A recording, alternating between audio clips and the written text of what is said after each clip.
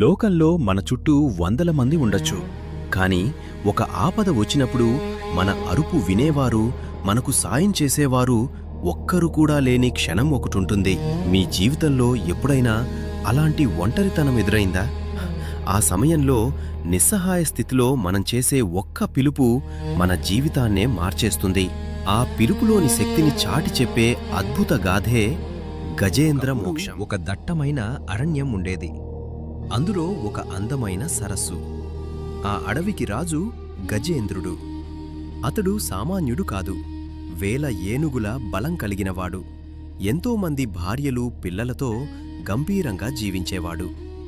ఒకరోజు తన పరివారంతో కలిసి దప్పిక తీర్చుకోవడానికి ఆ సరస్సులోకి దిగాడు. ఆనందంగా నీటిలో ఆడుకుంటున్న ఆ సమయంలో ఊహించని విపత్తు సంభవించింది. నీటి అడుగున పొంచి ఉన్న ఒక భారీ మొసలి గజేంద్రుడి కాలును బలంగా పట్టుకుంది. గజేంద్రుడు సామాన్యుడు కాదు కదా. తన సర్వశక్తిని ఉపయోగించి కాలును విడిపించుకోవాలని ప్రయత్నించాడు. గజేంద్రుడు ఒడ్డుకు లాగుతుంటే మొసలి నీటిలోకి లాగుతోంది. ఏనుగుకు భూమిపైన బలం ఎక్కువ, కాని మొసలికి నీటిలో బలం ఎక్కువ. అలా ఒకరోజు కాదు, 2 రోజులు కాదు, ఏకంగా 1000 ఏళ్లు ఆ పోరాటం సాగింది. గజేంద్రుడికి తోడుగా ఉన్న ఏనుగుల గుంపు ప్రయత్నించి విఫలమయ్యాయి. మెల్లగా బంధువులు, మిత్రులు అందరూ గజేంద్రుడిని ఒంటరిగా వదిలి వెళ్ళిపోయారు. సమయం గడిచే కొద్దీ గజేంద్రుడి బలం క్షీణించింది. దేహం చిక్కిపోయింది.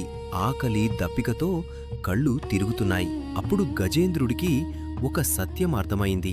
ఈ పోరాటం నా శక్తికి మించినది. నన్ను నేను రక్షించుకోలేను. అహంకారం నశించి తనను కాపాడమని అడిగే నాథుడు లేడని గ్రహించిన ఆ గజేంద్రుడు చిట్ట చివరి శక్తిని కూడగట్టుకున్నాడు. తన తొండంతో ఒక కమలాన్ని పట్టుకుని ఆకాశం వైపు చూస్తూ ఆర్తితో ఇలా అరిచాడు. లావొక్కింతయూ లేదు, ధైర్యంబు విలోలంబయ్యే. ఈశ్వరా, నీవే తప్ప ఇతప్పరం బెరుగను, రక్షించు. అది కేవలం ఒక పిలుపు కాదు, ఒక ఆత్మవేదన. ఎవరూ లేనివేళ తనను తాను పూర్తిగా దైవానికి అప్పగించుకున్న శరణాగతి అది. ఆ పిలుపు వైకుంఠంలో ఉన్న ఆ శ్రీమన్నారాయణుణ్ణి కదిలించింది. తన భక్తుడు ఆపదలో ఉన్నాడని తెలిసి కనీసం తన ఆయుధాన్ని తీసుకునే సమయం కూడా ఇవ్వకుండా, లక్ష్మీదేవితో కూడా చెప్పకుండా